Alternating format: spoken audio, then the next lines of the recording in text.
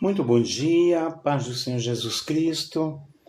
Aqui é o pastor Nelson Alves de Andrade, o teólogo Nelson Andrade. Eu ainda estou em São Paulo, Heliópolis. Esta semana, se Deus quiser, estarei regressando para a minha terra.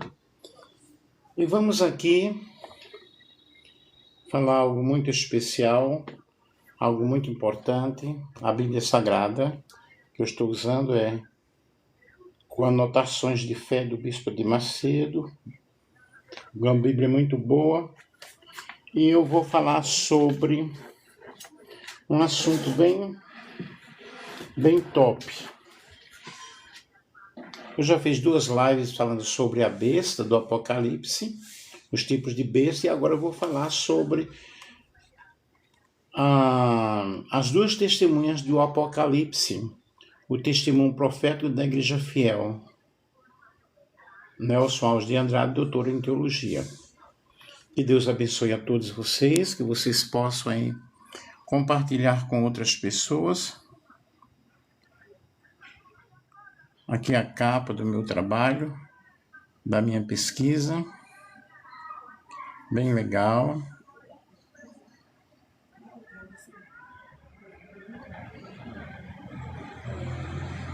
Compartilhem com outros. É um assunto muito bom. Valdineia, Viana Santos, que Deus abençoe. Gente, o nosso texto base, Apocalipse capítulo 11, versículos 1 ao 14. O capítulo 11 do Apocalipse apresenta uma das passagens mais enigmáticas e debatidas da escatologia bíblica, a visão das 2 testemunhas. Elas surgem em um contexto de perseguição, juízo e fidelidade em meio à apostasia. A narrativa combina a linguagem simbólica, a linguagem profética e histórica, exigindo uma leitura super minuciosa, super cuidadosa, à luz do Antigo Testamento e da teologia apocalíptica. As 2 testemunhas, elas representam o testemunho fiel de Deus em tempo de oposição extrema, mostrando que, mesmo sobre a perseguição, Deus nunca fica sem voz no mundo. Vejamos o contexto literário e histórico.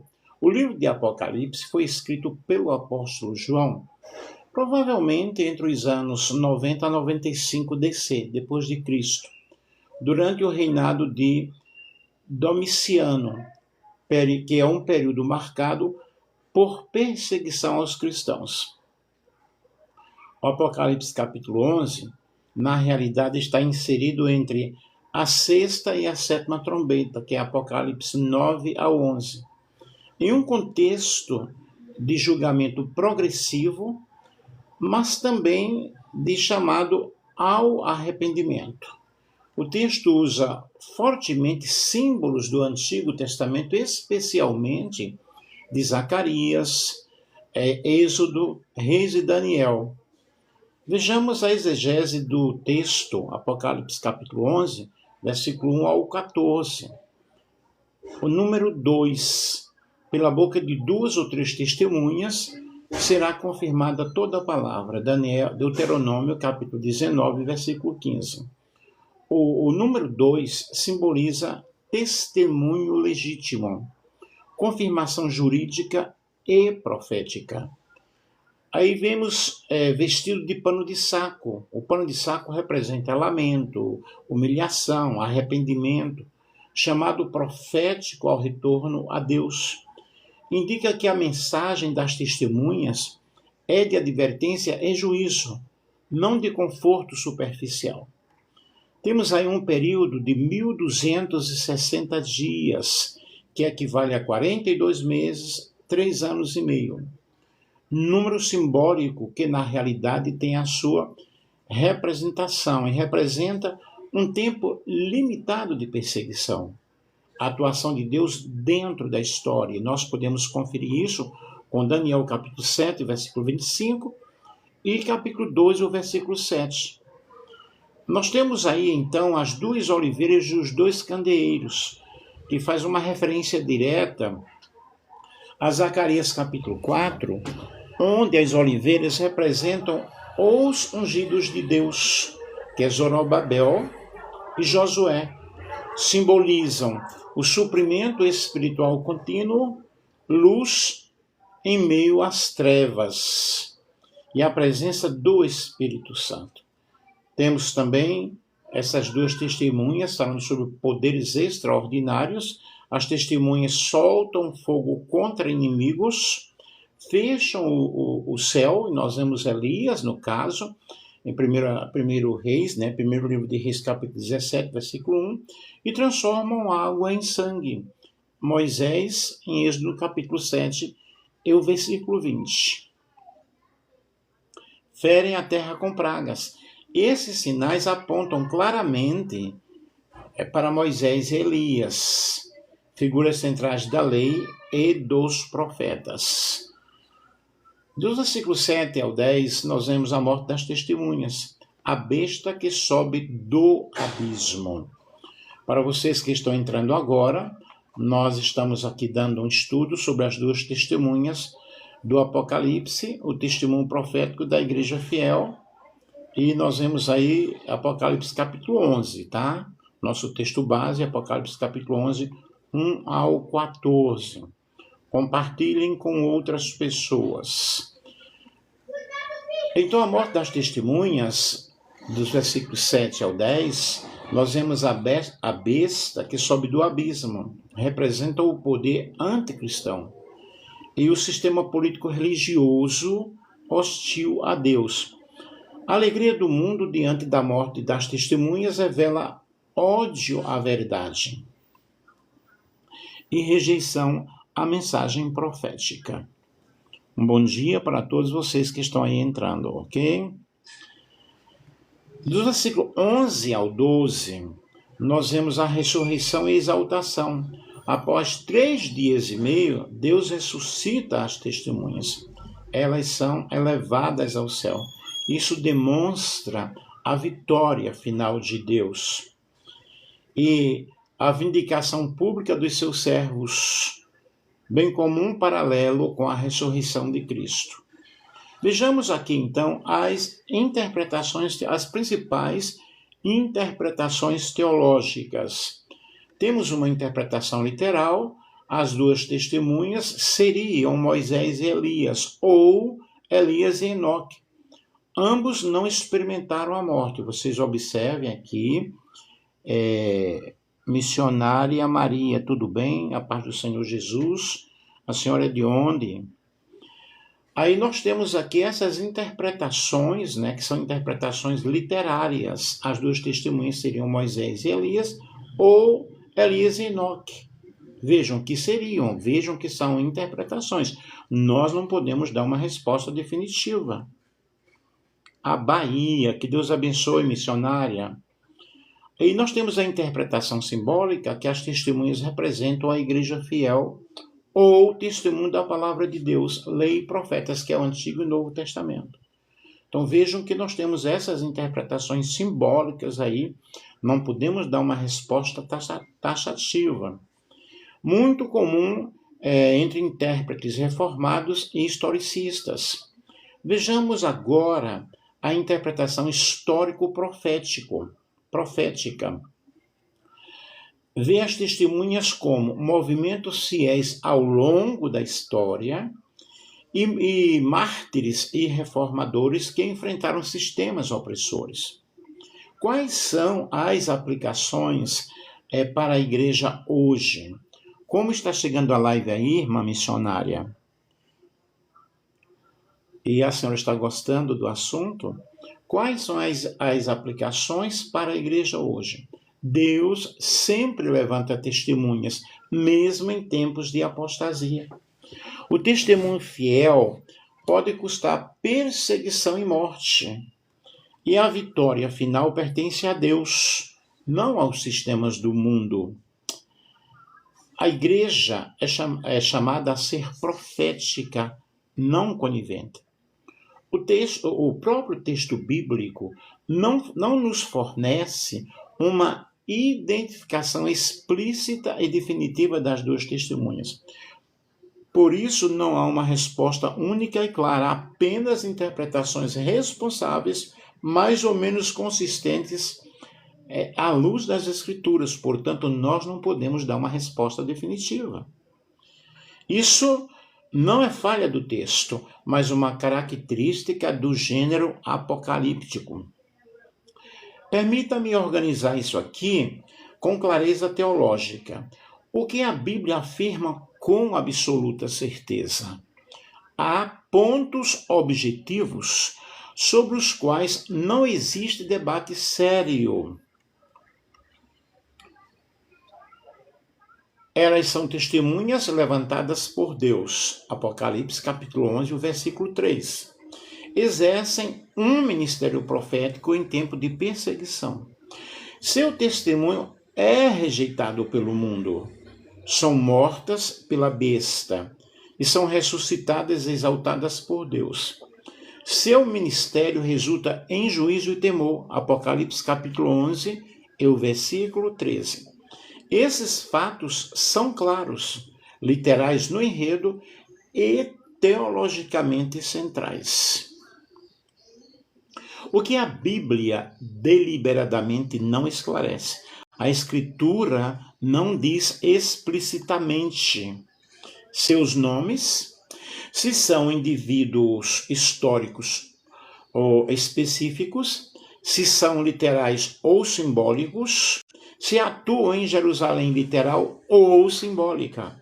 Onde o texto silencia, a teologia honesta não dogmatiza. Porque Deus permitiu múltiplas interpretações. Há pelo menos 3 razões teológicas sólidas.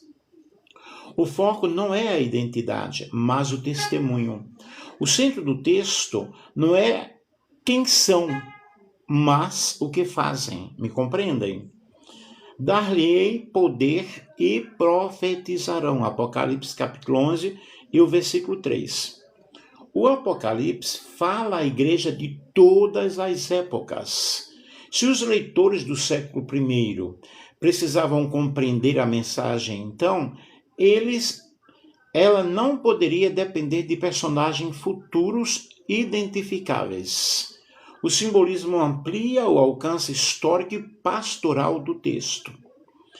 A linguagem apocalíptica usa figuras representativas, assim como a besta, apenas um indivíduo. Babilônia, apenas uma cidade. As testemunhas podem representar realidades espirituais maiores, sem negar uma possível manifestação histórica. Eu acredito que esteja explicando bem. Você pode aí enviar coraçõezinhos ou compartilhar com outras pessoas. Há uma interpretação mais consistente que as outras? Sim. Consistência não é o mesmo que certeza absoluta. Muitos teólogos consideram mais sólida a leitura de que as 2 testemunhas representam o testemunho fiel de Deus na história, expressado pela palavra lei e profetas, Antigo Testamento e Novo Testamento, vivido pela igreja em sua missão profética. Essa visão explica o simbolismo, harmoniza com Zacarias capítulo 4, evita especulações não reveladas e preserva a mensagem central do texto. Então, qual deve ser a nossa postura teológica? Convicção, onde a Bíblia afirma. Humildade, onde a Bíblia silencia. Fidelidade à mensagem central. Agostinho, ele já advertia: nas coisas essenciais, unidade; nas duvidosas, liberdade; e em todas, caridade. Aqui eu tenho uma conclusão bem direta, sem rodeios. Não há resposta definitiva sobre a identidade literal. Há plena clareza sobre o sentido teológico. E a intenção do texto é formar testemunhas fiéis, não curiosos escatológicos. Vejamos aqui a defesa hermenêutica. As duas testemunhas, como o testemunho profético da igreja fiel, palavra de Deus em ação. Aqui eu tenho uma tese. As duas testemunhas do Apocalipse capítulo 11 não são dois indivíduos históricos literais, mas uma representação simbólica do testemunho profético da igreja fiel, fundamentado na palavra de Deus, lei, profetas, Antigo e Novo Testamento, atuando no mundo em tempo de perseguição. Vejamos aqui o fundamento hermenêutico, o gênero apocalíptico. A interpretação deve respeitar gênero literário. O Apocalipse usa símbolos como dragão, a besta, mulher, Babilônia e outros símbolos. Interpreta imagens por imagens. Apocalipse capítulo 1, versículo 20 e capítulo 17, versículo 9. E a regra hermenêutica é que textos simbólicos exigem interpretação simbólica, salvo indicação clara da literalidade.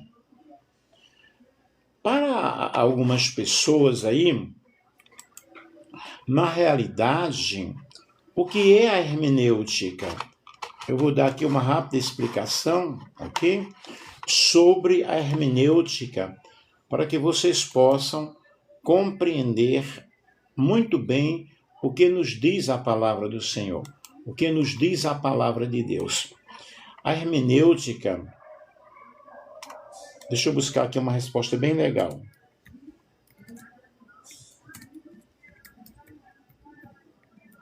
Eu sou professor de teologia, já ensinei muito tempo teologia, e eu amo a hermenêutica, que ela nos ajuda muito a interpretar a Bíblia. A hermenêutica é a ciência e a arte de interpretação. E no campo bíblico e teológico, nós vemos esta matéria com muita firmeza. Ela é o conjunto de princípios, de métodos e regras usadas para compreender corretamente o sentido das Escrituras, respeitando o texto, o contexto e a intenção original do autor inspirado. Em termos simples, a hermenêutica responde à pergunta: como interpretar corretamente um texto? E a palavra vem do grego, que significa interpretar, explicar, traduzir, tornar compreensível. Está ligada a Hermes, o mensageiro dos deuses na mitologia grega, cuja função era transmitir mensagens de forma clara. A ideia central é a mediação do sentido, é fazer você compreender o que diz o texto. A hermenêutica bíblica é a disciplina que estuda os princípios que governam a interpretação correta da Bíblia, considerando o seu caráter divino e humano.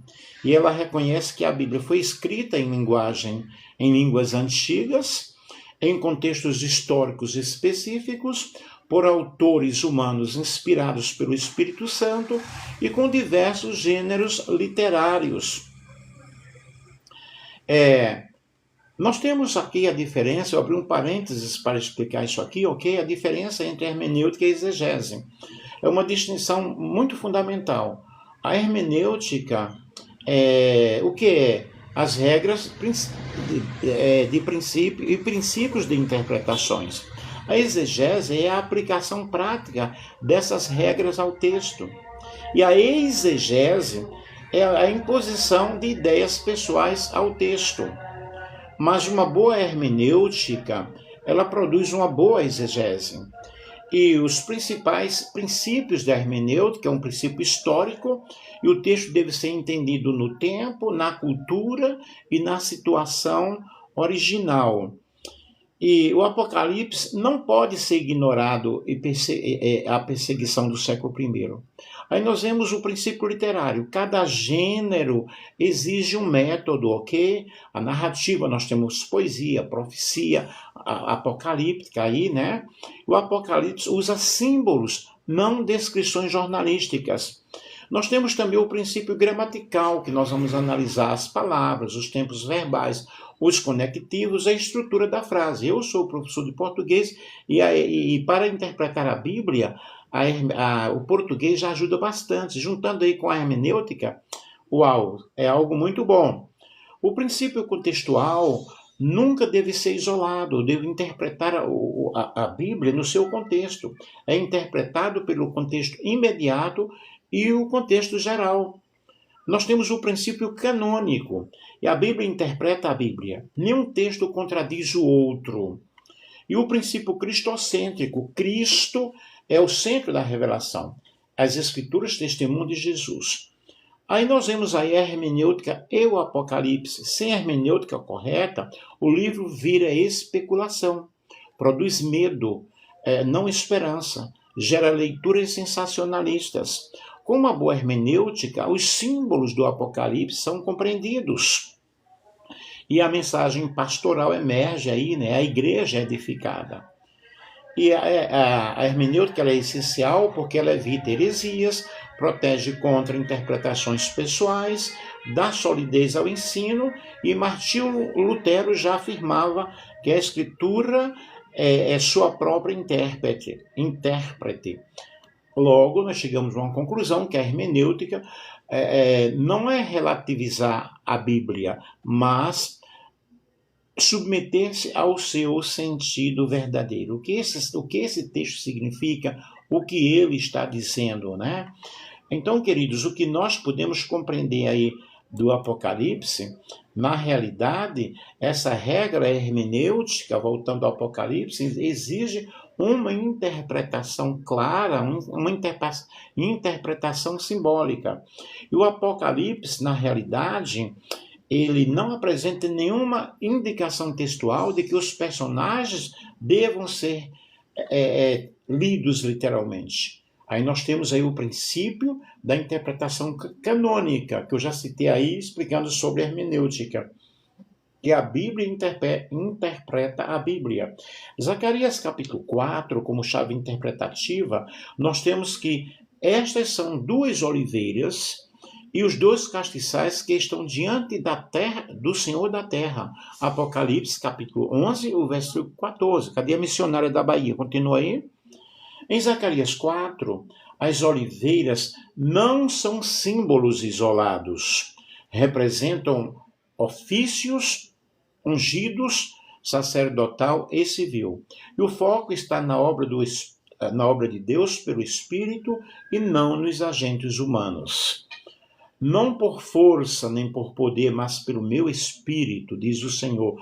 Zacarias, capítulo 4, versículo 6. Logo, o Apocalipse retoma a imagem funcional, não biográfica. O significado do número 2, nós vemos aí, segundo a hermenêutica bíblica, 2, que é o testemunho válido. Eu já citei bem no início da mensagem. Deuteronômio, capítulo 19, versículo 15.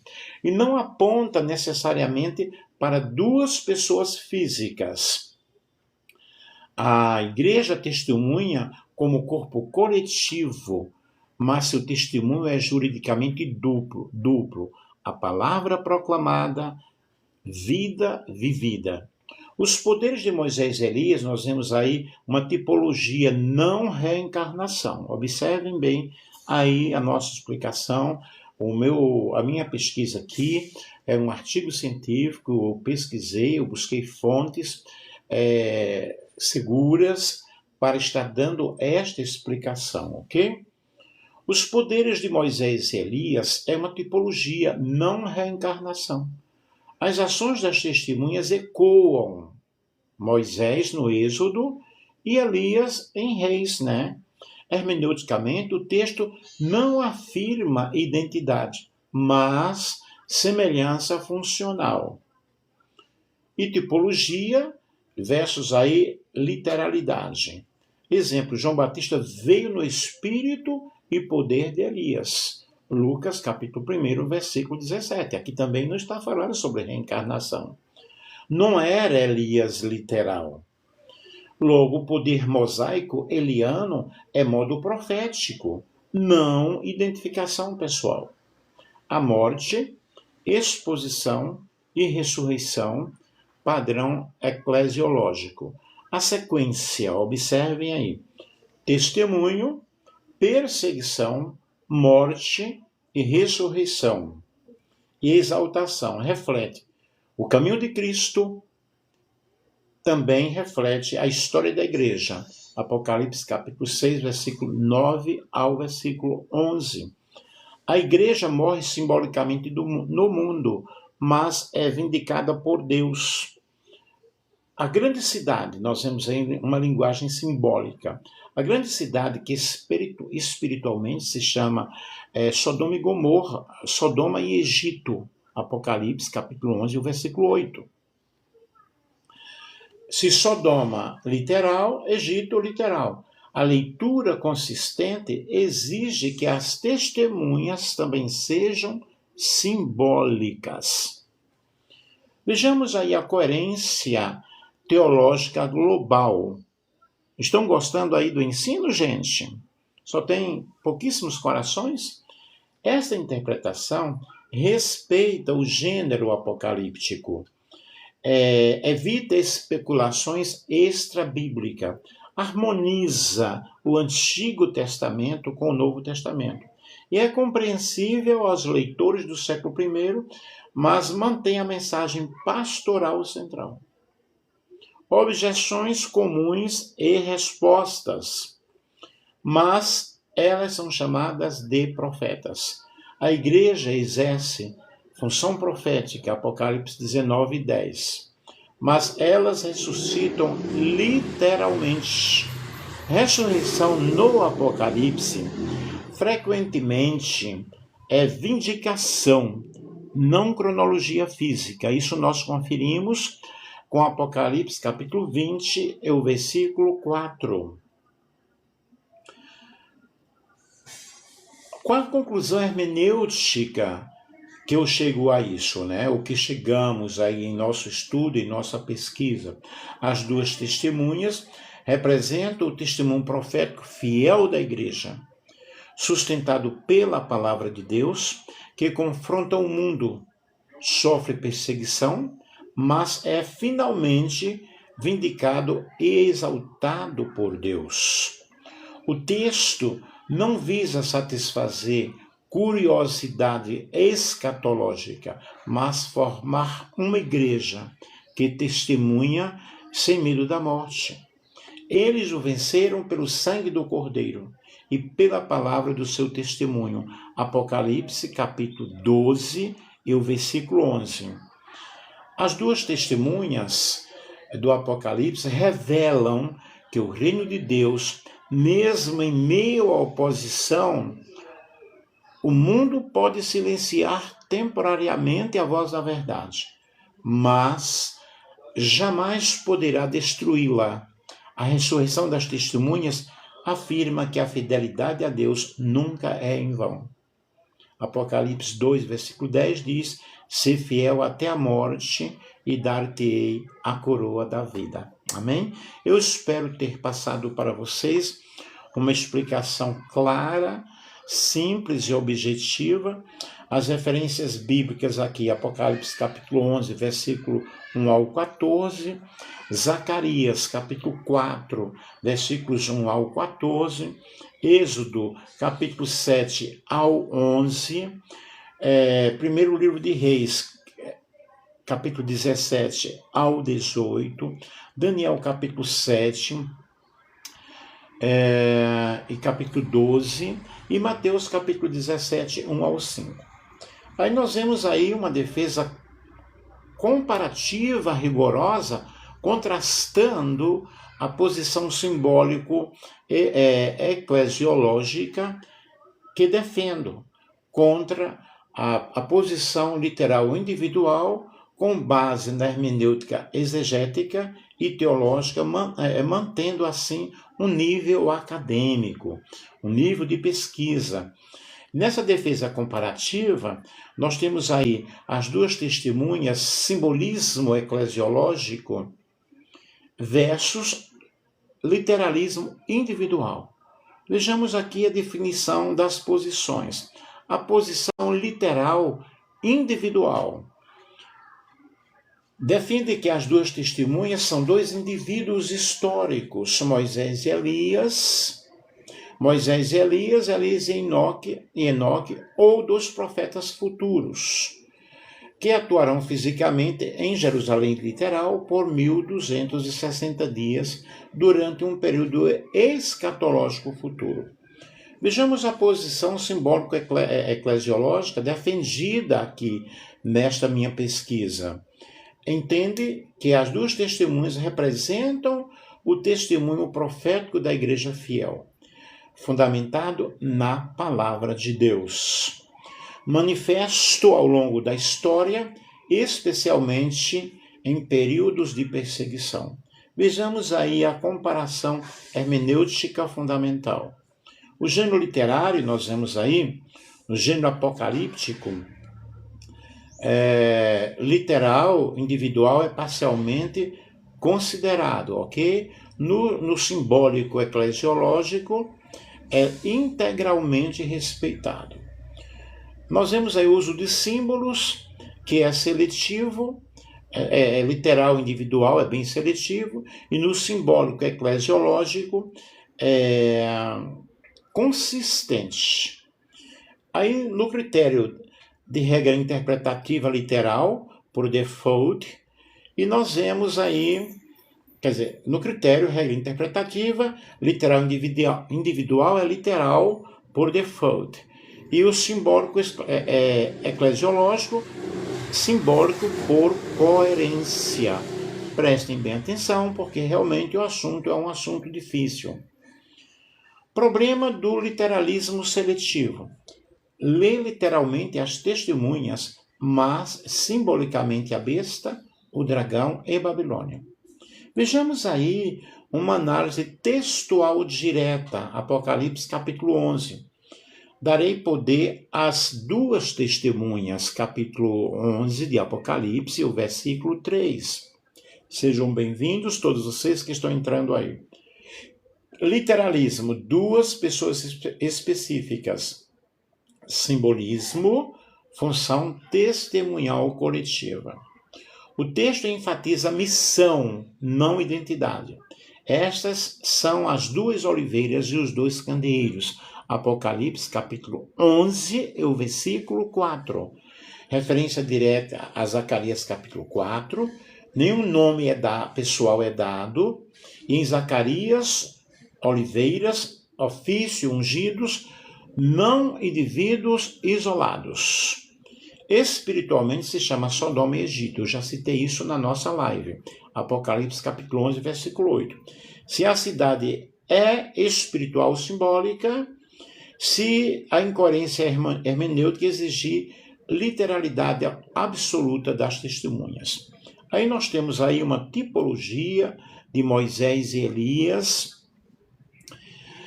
O literalismo supõe o retorno físico de Moisés e Elias, e a defesa simbólica aplica uma tipologia profética com uma função e identidade. João Batista viu no poder, no espírito e no poder de Elias. Já falei isso, né? Lucas 11, versículo 17. Há algumas repetições, mas pelo fato de um professor sempre está voltando algo para que as pessoas possam entender perfeitamente o que nós estamos explicando. E tipologia é um princípio hermenêutico normativo no Novo Testamento. Vejamos o problema escatológico do literalismo.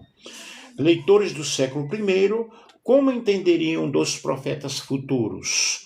Onde estaria a aplicação pastoral imediata? O Apocalipse foi escrito para a igreja perseguida, não apenas para um futuro distante. E temos aqui a fragmentação da mensagem. O literalismo desloca o foco do testemunho para a curiosidade escatológica. E o literalismo para um evento físico futuro. Enquanto que o simbolismo dá uma vindicação direta do testemunho fiel. Aí nós temos paralelos, Apocalipse capítulo 6, 9 a 11, alma dos mártires, e Apocalipse 20, versículo 4, vida concedida aos fiéis. A ressurreição no Apocalipse frequentemente indica vitória, não apenas biologia. Observe, não apenas biologia. Aqui eu tenho uma coerência teológica global. Prestem bem atenção. Daí, estão gostando, pessoal? Aí nós temos uma coerência interna, o critério coerência interna, e um literalismo parcial e um simbolismo em alta. Eu tenho um critério de aplicação pastoral que é limitada, mas no simbolismo é realmente muito amplo. No critério da base canônica, o literalismo nós temos fraca, mas no simbolismo é uma linguagem muito forte. E no critério da dependência de especulação, nós temos o literalismo em alta e o simbólico em mínima, né? As principais fragilidades do literalismo. Prestem bem atenção. Literalidade seletiva, dependência de silêncio bíblico, foco em identidade, não em emissão, dificuldade pastoral para a igreja primitiva, ausência de nomes explícitos, claros, no texto. Vejamos a força da posição simbólico-escatológica. Honra ao gênero literário, interpreta símbolos com símbolos, harmonia ou harmoniza Antigo Testamento e Novo Testamento, evita o dogmatismo onde há silêncio e preserva o centro teológico, que é o testemunho fiel até a morte. Vejamos aí a conclusão comparativa. A posição literal individual não é impossível, mas é hermeneuticamente inferior, pois rompe a coerência simbólica do livro, introduz especulação não revelada e enfraquece a aplicação eclesial do texto. Logo, a leitura simbólico-eclesiológica, por outro lado, emerge naturalmente do texto, respeitando seu gênero, contexto e finalidade pastoral.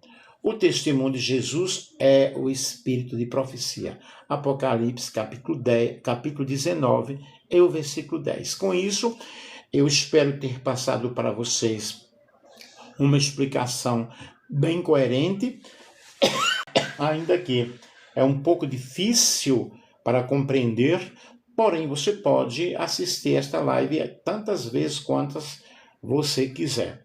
As referências que eu busquei aqui para este trabalho Revelation e David Aouni, World Biblical Commentary, e Richard Buchan, The Theology of the Book of the Revelation, Cambridge. Também The Book of Revelation, a Commentary of the Greek Text, The New International, Greek Testament Commentary, Comentário Bíblico Internacional de Bailey. Teologia Sistemática, de Louis Berkhoff, New Testament History, Garcitten, Dobrinday e Brussen. Introdução ao Novo Testamento, de Douglas Mood e Carson. Depois, a Critical and Exegetical Commentary on the Revelation of Stuart John Edinburgh, Charles. E Apocalipse, Stephen Coke. Outro livro foi O Poder do Espírito Santo, Gordon Field. Outro, Mais que Vencedores, uma interpretação do livro do Apocalipse, William Hendrickson. Comentário Bíblico Cultural do Novo Testamento, Craig Canyon. Depois, Exposição do Apocalipse, Simon Kistemaker. Teologia do Novo Testamento, George Eldolell. Apocalipse, Robert Mose. E Revelation, Grand Rapids Academic Becker Exegetical Commentary of the New Testament, Grant Hare Osborne. Depois, Marvin C. Pattern, Reading Revelation, a Comparison of the Interpretive Translation. E Zacarias Sidney Smith, Vida Nova. Thomas Robert Revelation, um comentário exegético. Teologia Bíblica, George Hardvoss. Então vejam, vários livros nós buscamos aí para fazer a nossa pesquisa, para buscar o nosso trabalho, o nosso estudo. E o nosso estudo falou sobre as duas testemunhas, né? De uma forma bem clara, nós buscamos trazer para vocês aqui a exposição do assunto, a explicação, as duas testemunhas do Apocalipse, um testemunho profético da Igreja Fiel, doutor em Teologia Nelson Alves de Andrade. Que Deus ajude, que Deus abençoe. Eu espero que vocês tenham compreendido, também chegando às vossas conclusões, fazendo também as vossas pesquisas, buscando, porque eu pesquiso, eu busco, eu estudo, e o meu prazer é trazer para vocês esses ensinamentos. Muito obrigado. Agora eu vou salvar, colocar no Face, depois eu coloco no meu canal no YouTube, que lá no canal no YouTube tem mais de 1000 lives já que foram realizadas. Um grande beijo para todos vocês e um feliz 2026.